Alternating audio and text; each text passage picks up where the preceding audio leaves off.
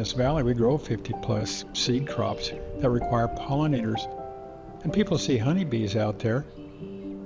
Honeybees, they're an amazing creature. How 80,000 individuals can all work together as one organism, it's phenomenal. But what are the other kinds of bees that we have? And what can we do to protect some of these bees? We can't just let them disappear. Bees travel, and we need a lot of habitat for our pollinators. So we will have to continue to work to manage their health and manage the environment that they're in as well.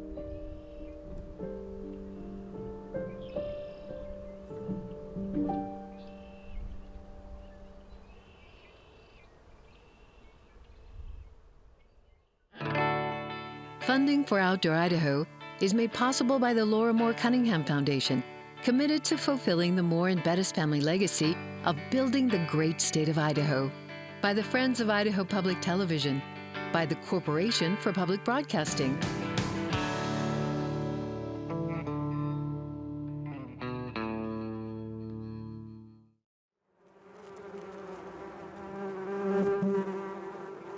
Bees they're the most amazing creature that God has made for us. There's so much to learn from them. I just don't think there's any other way to do what the honeybee does for us.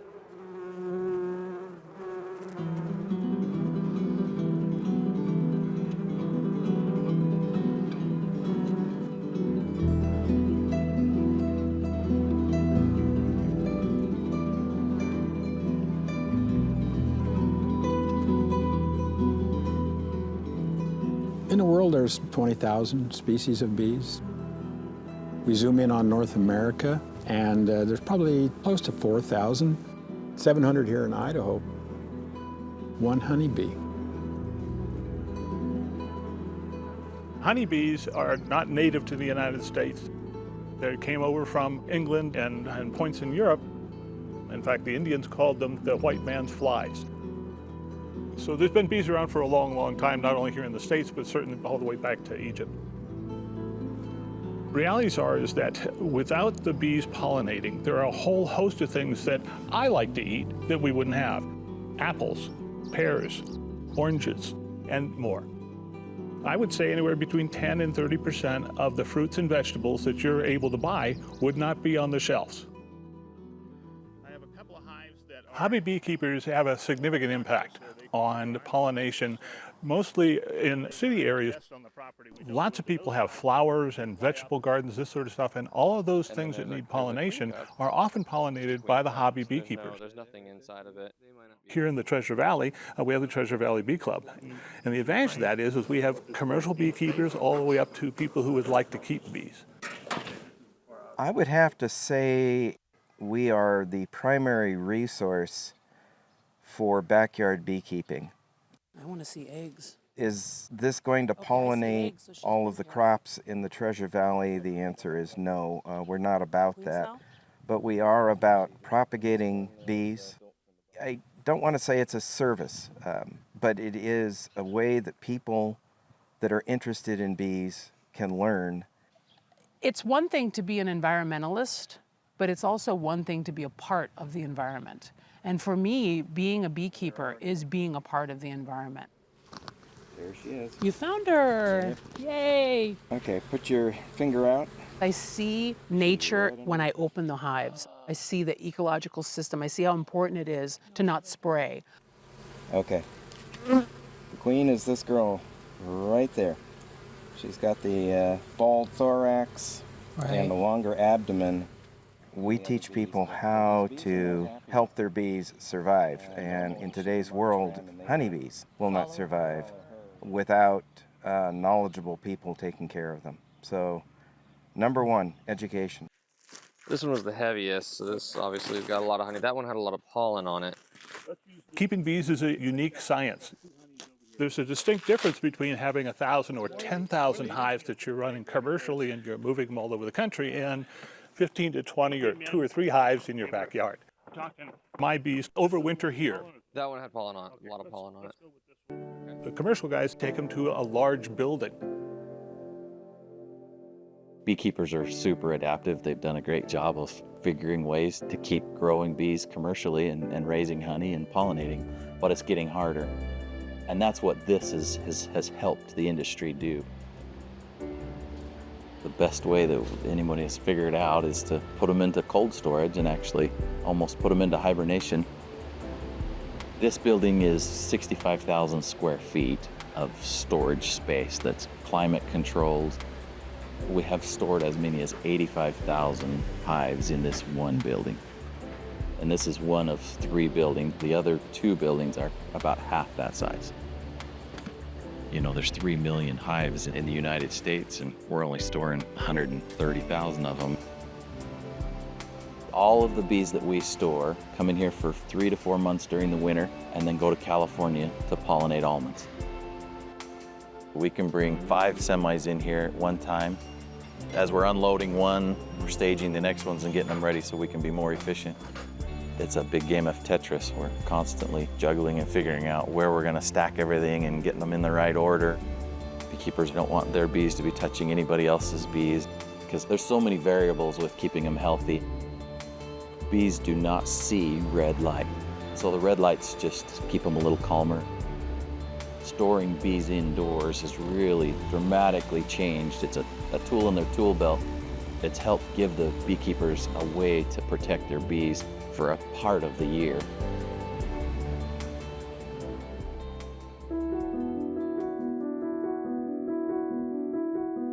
We talk about varroa mites being a particular problem right now, and it's one that we've learned to handle with different types of hive management methodologies that we use. We learn a lot from the commercial guys who often have the ability to take and see a little further down the road because they have so many hives and so much interaction with other people around the country that they can quickly see we have a problem coming, etc. Honeybees are in trouble, not as much as the native bees. Most of the native bees nest in the soil or in plugs, but they struggle. I'm Ron Bittner. I've been working with pollinators for more than 50 years, and I'm hoping that future generations will have these bees. Ron is a legend. Ron has been working in extension with non-honeybees for a very long time in a part of the world where bees that aren't honeybees are really important. The alfalfa leaf-cutting bee to the alfalfa seed sector in eastern Oregon, in Idaho, is central. And Ron was pivotal at getting that industry off the ground. But in the process, he really developed an appreciation. He was one of the pioneers of understanding the wild bees of Idaho. I've been around enough to know that we need to do some things differently. Most people, when I give a talk or I'm standing on my deck out in Sunny Slope, it leads to, well, I hear about bees all the time. Is there another bee other than the honeybee? I didn't know about a lot of them until we got a research grant to survey the bees on the agricultural crops here in this valley. Looked at most of them, they're ground nesters, and we're losing them. It was a specialty crop grant, comes down through the USDA and to the Idaho Department of Agriculture. I started thinking about it. How many bees do we have in the state, different kinds that pollinate our crops? Over a period of 3 years, we collected 6,000 to 8,000 bees. It surprised me. Today we're out here at McIntyre Farms looking at a field of collard seed, setting up what's called a blue vein trap. Bees are attracted to the blue color. There's a soapy water mixture in there. They'll drop down in that. I'll come back in about a week. We'll take that out, rinse them off, put them in alcohol, take them to the lab at the College of Idaho, dry them out, and start to pin the bees that aren't honeybees so we can get them identified. We're working on an Idaho Bee Atlas with Oregon State and the University of Idaho, working with Brad Stokes, who is teaching the Master Gardeners. He loves bees. He just came up from Mountain Home. And we worked with the USDA Bee Lab out of Logan, Utah to start identifying those bees for us. The U.S. National Pollinating Insects Collection here is the largest bee collection, certainly here in the U.S., and one of the largest bee collections in the world. The bee collections go all the way back to the late 1800s. We have between 3 and 4 million bees. Just this shiny green color. We're lucky to have Skylar because he has a passion for it. He's requested all over the world to come in and sit down. What kind of a bee is this? We have found at least 70 species within 15 miles of where we were collecting. They're very all important, and most people don't realize they're even there. The importance of projects like what Ron is doing, and especially things like the Idaho Bee Atlas, is in most of the states in the country, we don't have a baseline to start from of what bees should be there and what we're doing to maybe damage their community. While we were out sampling on a weekly basis, a lot of times we had to move out of the way of earth movers. 90% of the bees that we sampled were ground nesters. These bees I'm talking about that nest in the soil down to 10 or 12 inches were being scooped up by the thousands. Subdivisions are being planted over them. We're never going to be able to go back to this time and say, oh yeah, we really wish we had good information on what might have been displaced by all this new building and things like that. Idahoans, we always used to say, well, that used to be a farm. My dad used to say that he used to pheasant hunt near Eagle Road as a kid. And we're seeing our vast agricultural land being developed very quickly. Having a list of all the species and being able to identify them accurately, it's really, really important. It's critical. Sometimes it's more important than any other thing, because if we're not able to identify our bees first, we can't tell anybody we're losing our bees or we are doing better. What this Idaho program is going to do is make those lists way more precise. My name is Adoni Melathopoulos, and I am an associate professor in the Department of Horticulture and Oregon's Pollinator Health Extension Specialist. Back in 2013, there was a pesticide kill of bumblebees at a commercial parking lot outside of Portland. It made international news. I started in 2016, and it was by 2018 it dawned on me. When it came to the wild bees of Oregon, we didn't even have a list of the bees that lived in this state. And that's when we started the Oregon Bee Atlas. We knew that in order to be able to get an inventory of the different bees, we needed a lot of people in a lot of different places. Yep, got her. So this is Halictus ligatus. It's a sweat bee, really common bee that you can find pretty much anywhere, something that we see a lot. They're just cutting edge. They're all over the country. Andonie's got different things going on, but they get these people out in every county in Oregon. And they have a master melittologist programs. If you're serious about bees, they'll teach you how to identify them. They assume that you know nothing, and they take you through everything very carefully. No longer show up. Our participants in the Master Melittologist program in Oregon Bee Atlas, the demography follows the known demography for volunteerism in general. Majority female and majority educated. Many of them have PhDs. Many of them are retired from a career in the environmental sector.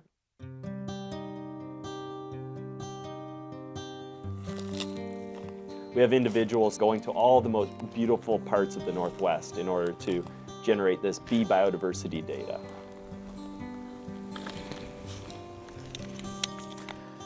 Oh, there we go. Oh, 2 of them. Sometimes you get more than you think you do, and then they let you know that they're not happy. Oh yeah, they're full of pollen. There's a place for everybody in the program, which is what I love about it. Some people only collect. That's all they do. They just want to be outside looking at cool plants and collecting bees off of it. Some people, like me, are more nerdy about it and, you know, want to take it to the extremes. Oh, geez. Sorry, little dude. Kind of take advantage of the fact that they naturally move upwards, so if you tilt your net up, they go into a place where you can actually get them. Oh, you have huge jaws. Okay. When I collect the bee, I take a photo of the plant. I usually try to take the flower, you take the underside of the flower, you take the stems, you take the leaves, you take any basal, like a picture of the big plant, because that's how you identify the species of plant that you're collecting from.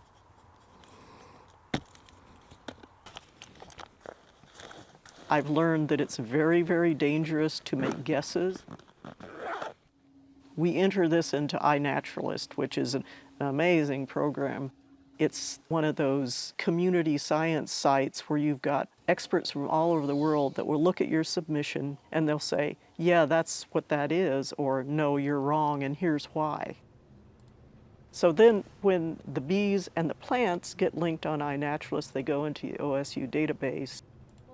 And then we print out those teeny tiny insect labels that everybody's petrified to make because it seems so meticulous. We print them out, we put them in the mail, and the volunteers will get this little letter. You open it up, and out come these little insect labels, and you put them on your bees. Imagine if they do this, and they will, 200,000 times in Idaho. You end up with this super detailed county-level map of the interactions between the bees and the plants, and things start to pop out. And I think what has been a great connection, Ron knowing Idaho agriculture and also knowing the bees of Idaho, and us being able to provide a framework, has really led to a wonderful marriage of bringing what I think has been Ron's vision for years to realization. You know, I've been doing this for literally 50 years, but it's only been within the last 15 years that people even thought about bees. The problem we have here right now, honestly, is, you know, me and 4 other guys are trying to do all this, you know, and there's a lot of interest in it, but we're not stopping, and every year we get more people interested in it. Younger farmers get it. McIntyre Farms have gone into regenerative farming. With regenerative farming, they're looking at how to make the soil healthy. This is red clover that we're producing. We're trying to do it in a regenerative way. It's actually doing really well. Like, we have seen so many more bumblebees in the last 3 to 5 years coming back to the farm. And a lot of it is we don't till the soil, so we're not disturbing their habitat. And we also are trying to keep something blooming all the time. And it's just really important that we keep pollinators going, because as the populations around here increase, that takes the dirt out, which you have the ground nesting bees, and try to reduce, you know, herbicides and pesticides as much as you can. Our goal at McIntyre Family Farms is to leave it better than we found it, because that will then continue to help bring those bees and those pollinators around.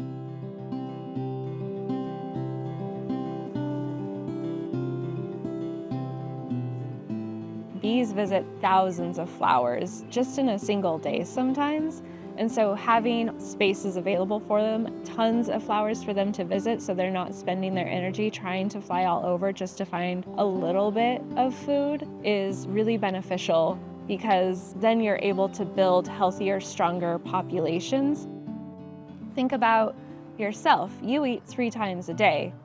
Bees are flying for food all day long, and for them flowers are food. So we need a lot of flowers, and healthy flowers continually blooming throughout the year. I'm 100% not a bee expert, which is why I like working with all of our educator partners so much, especially University of Idaho. They have great entomologists on staff. Brad and Armando both provide classes for all of the Treasure Valley Pollinator Project participants. They bring their entomology expertise because people really love to learn how they can benefit bees more in their garden. The Pollinator Project was born actually out of COVID. We had done a lot of hands-on, in-person educational outreach before, but having that made us look at different topics and how we could do it differently. We didn't just want to move everything to virtual. I think we were all really tired of that. You can use the knife to make a hole. Peaceful Belly has been our community partner on a lot of projects, and one of their big focuses is also on pollinators and habitat.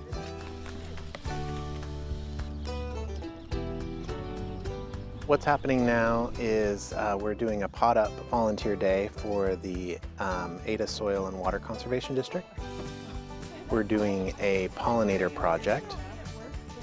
We start the starts in the greenhouse, and they get about 3 to 4 weeks old, and then we pot them up into a bigger pot. And they're all kind of designed to go into people's backyards and in their gardens throughout the city and throughout the Treasure Valley. Canyon County, Ada County, up in the foothills. The idea is to introduce more nectary sources and pollen sources within urban landscapes. Like I try to have every flower imaginable in my garden. I would love that people recognize how much of a difference they can make. Even taking up a corner of your yard, just recognizing that it's more than just about you. It's about an entire ecosystem, and your choices can either really benefit that ecosystem or they can do an incredible amount of damage on it. All of life is interconnected, so are the bees. When I lived in another state, I read a lot about bees. When we arrived here in Idaho, it was the first thing I decided I wanted to do. We live in a homeowner association, and the first year I went to the homeowner association meeting, I was new, and they said, "Oh, you're the guy with the bees, right?" Well, yes, I am. And I suddenly became their best friend because their gardens, their fruit trees, their flowers had all been doing a bountiful job that year because my bees had been out visiting them and traveling all around.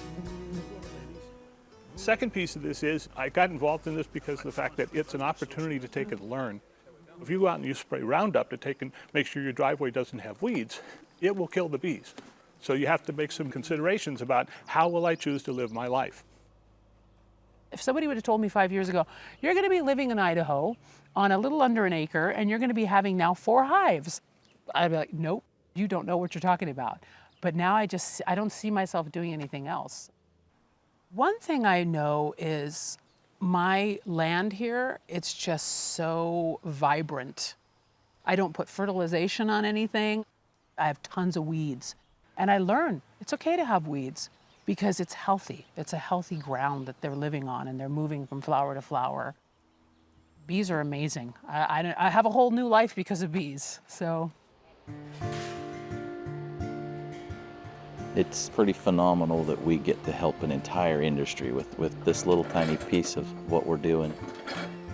We have people contacting us from all over the world now, asking, what are we doing here? How are we doing it? We only operate the bee storage, and the season's only 4 months. And so we've decided we needed to start keeping bees, mostly to stay busy in the summer and to give the employees something to do so I could keep paying them. This is where we raise our queens. I love the bees. The more time I spend in the bees, the happier I am. So she's right here. If I have nothing to do, I love to just be out there going through hives, looking for queens. And this is drone brood. We're trying to split up to a little over 400 hives this year, which is 1 truckload of bees, right? That's been the goal for a couple of years, is to get up to 1 truckload of bees. But this year I think we'll get there.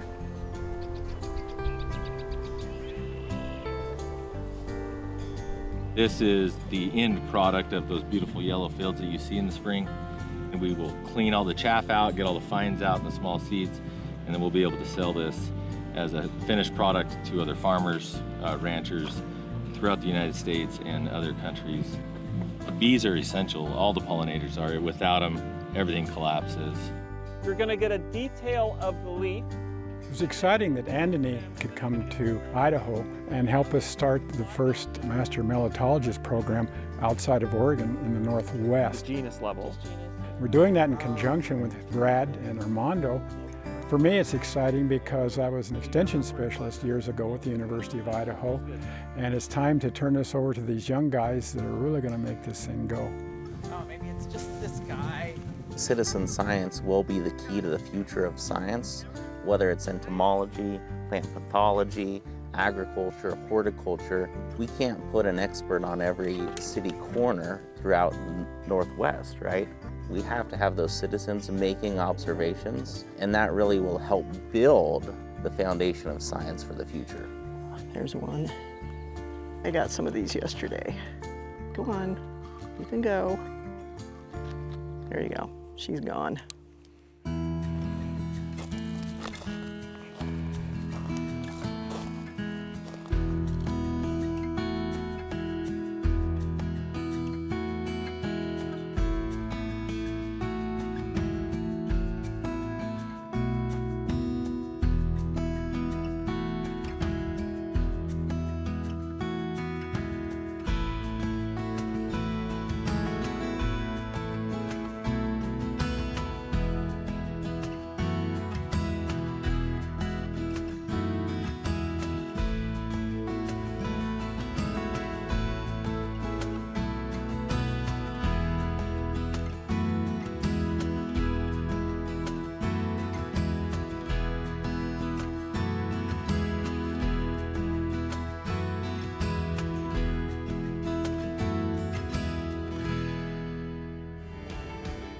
Funding for Outdoor Idaho is made possible by the Laura Moore Cunningham Foundation, committed to fulfilling the Moore and Bettis family legacy of building the great state of Idaho, by the Friends of Idaho Public Television, by the Corporation for Public Broadcasting. To find more information about these shows, visit us at idahoptv.org.